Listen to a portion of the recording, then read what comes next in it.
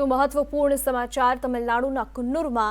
સેનાનું helicopter crash થયું હતું અને સૌથી આઘાતજનક સમાચાર તો એ હતા કે આ જે સેનાનું હેલિકોપ્ટર હતું વાયુસેનાનું હેલિકોપ્ટર તેમાં 14 લોકો સવાર હતા અને આ 14માંથી એક હતા chief defence of staff general Bipin Rawat, તેમના પત્ની પણ સવાર હતા। અત્યાર સુધી 14માંથી 13 લોકોના મોતની પુષ્ટિ થઈ ચૂકી છે અને એટલા જ માટે ચિંતાઓ પણ વધી છે। આ જાણકારી અને આ અકસ્માતથી સમગ્ર દેશ સ્તબ્ધ થઈ ચૂક્યો છે અને સૌ કોઈની નજર એ જ જાણકારી ઉપર કે આખરે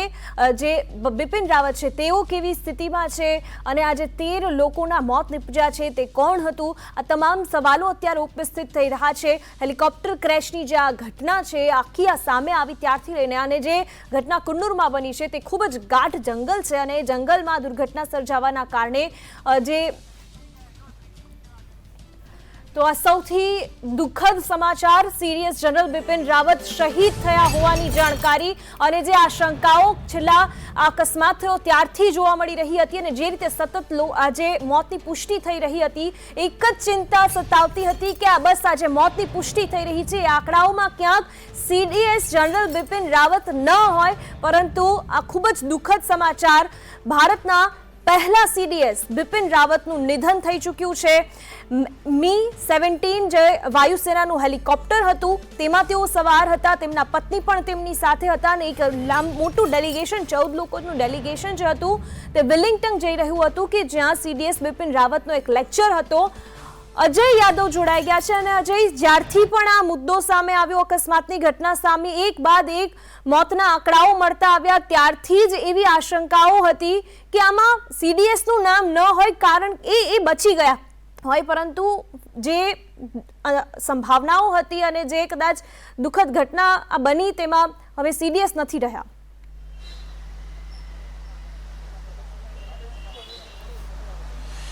देखिए, निश्चित तौर पे पहले भी कयास लग रहे थे और आपको याद होगा कि जब आपकी तरफ से ये सवाल किया जा रहा था कि कैबिनेट कमेटी आज सिक्योरिटी की जो बैठक है उसमें क्या कुछ फैसला लिया जा सकता है। कैबिनेट कमेटी आज सिक्योरिटी की बैठक का मतलब ही होता है कि सेना से जुड़े हुए जो बड़े मामले होते हैं, बड़े फैसले होते हैं, उस पर कहीं न कहीं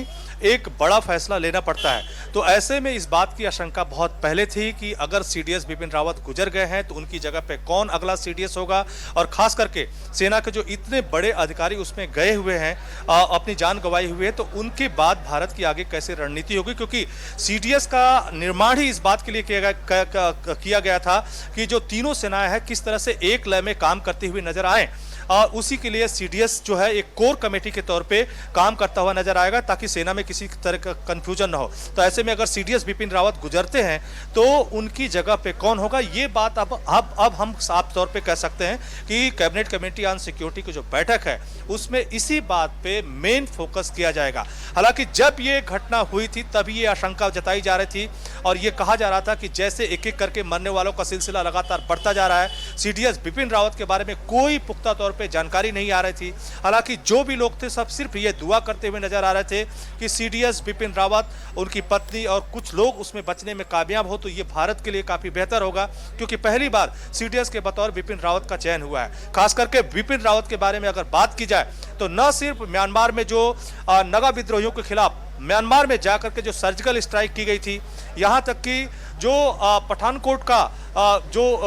के बदले में जो एयर स्ट्राइक हुई थी, और इसी तरह से चीन को लेकर के जो तमाम सारे मामले हुए थे, इधर भी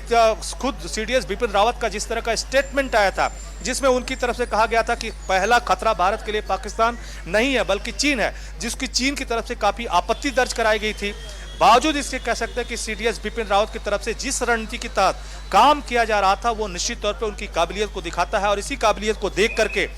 भारत सरकार की तरफ से उनका चयन सीडीएस के बतौर किया गया था। लेकिन अब जिस तरह की खबर है वो काफी एक तरह से दुखदायी खबर है, जिसकी आशंका बहुत पहले व्यक्त की जा रही थी। और उसी के बाद जब रक्षा मंत्री राजनाथ सिंह की तरफ से सीडीएस बिपिन रावत के आवास पर जब आए थे तब भी यही कयास लगना का शुरू हो गया था, और ये जानकारी तब और ज्यादा पुख्ता होती हुई नजर आ रही थी। यानी मीडिया कर्मियों के जो कैमरे थे, लगातार जो चेहरे यहाँ पे दिखाई दे रहे थे उसको पढ़ने की कोशिश की जा रही थी कि जो लोग भी सीडीएस बिपिन रावत के फैमिली मेंबर से मिलते हैं, मिल करके जब वो निकल रहे हैं तो उनके चेहरे पे क्या भाव है, उसी को पढ़ने की कोशिश मीडिया कर्मियों के द्वारा लगातार की जाती रही। उसी के बाद से जब ये घटना हुई और लगातार ये मौतों का आंकड़ा बढ़ता गया और जिसमें संख्या जब 13 के करीब पहुंच गई, एक के बाद एक सीडीएस बिपिन रावत के घर नेताओं के आने का सिलसिला शुरू हुआ। खुद जब एमएम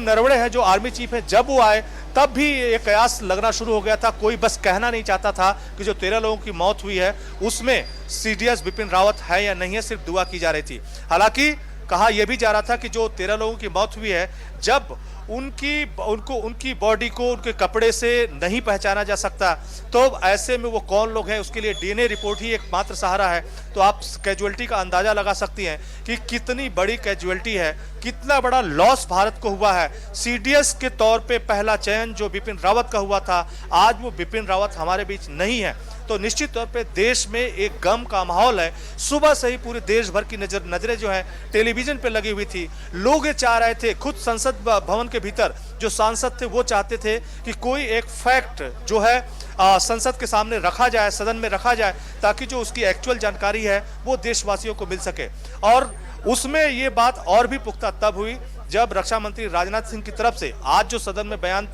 देना था उसको टाल करके जब अगले दिन के लिए रखा गया, तभी यही माना गया कि हो सकता है कि चीजें अनहोनी की तरफ लगातार बढ़ती हुई नजर आ रही हैं और इसी वजह से रक्षा मंत्री की तरफ से ये बयान नहीं दिया जा रहा है। तो फिलहाल कह सकते हैं कि इस घटना के बीच जब सीडीएस बिपिन रावत के बारे में इस तरह की खबरें आ रही हैं और दूसरी तरफ प्रधानमंत्री आवास पे जो कैबिनेट कमेटी ऑन सिक्योरिटी की बैठक बस अब से कुछ ही देर में होने वाली है। अब इसमें इंफॉर्मेशन की बजाय सीधे तौर पे ये कहना जरूरी है कि सेना से जुड़े हुए और खास करके सीडीएस से जुड़े हुए जो आगे भारत की रणनीति है और खास करके किस व्यक्ति का चयन होगा, अगला चेहरा कौन होगा और भारत को ये कितना बड़ा लॉस है, अब आगे क्या क्या पूरी गतिविधियां होगी, उस सब के बारे में प्रधानमंत्री से चर्चा की जाएगी। प्रधानमंत्री नरेंद्र मोदी की अध्यक्षता में ये बैठक हो रही है। एक तरह से ये इमरजेंसी बैठक है। अमूमन जब कैबिनेट की बैठक होती है उसी वक्त सीसीएस की भी बैठक होती है, लेकिन आज कैबिनेट की बैठक जब हुई तो उस वक्त प्रधानमंत्री को चॉपर की जो घटना हुई थी, जो इंसिडेंट हुआ था, उसके बारे में इंफॉर्मेशन दी गई थी, लेकिन कैबिनेट कमेटी ऑन सिक्योरिटी की बैठक उस वक्त नहीं हुई थी, जबकि दोनों बैठकें जब भी होती हैं तो साथ साथ होती हैं। लेकिन आज जब ये अलग से बैठक रखी गई है, तभी खुद संदेश न्यूज की तरफ से जब सवाल किया गया था तो ये बोलना थोड़ा मुनासिब नहीं था कि शायद सीडीएस बिपिन रावत हमारे बीच नहीं है और उन्हीं के बारे में कैबिनेट कमेटी ऑन सिक्योरिटी की ये बैठक है और आगे की रणनीति पर विचार करने के लिए कि अगला सीडीएस कौन होगा, ये तमाम सारी बातें हैं जिस पे आज चर्चा की जा सकती है कि भारत को कितना बड़ा लॉस हुआ है, इस लॉस की भरपाई कैसे होगी। तो थोड़ी देर में वो बैठक भी होने वाली है, लेकिन निश्चित तौर पर यह दुखद खबर है और खास करके अपने बीच सीडीएस बिपिन रावत का जाना निश्चित तौर पर देशवासियों के लिए एक धक्का है, जिसकी जानकारी लोग बहुत पहले से चाह रहे थे। और आप कह सकते हैं कि जो 13 लोगों की जान गई हुई है, हालांकि उसमें अभी 14 लोगों की जान जाने की खबर अभी नहीं आई है,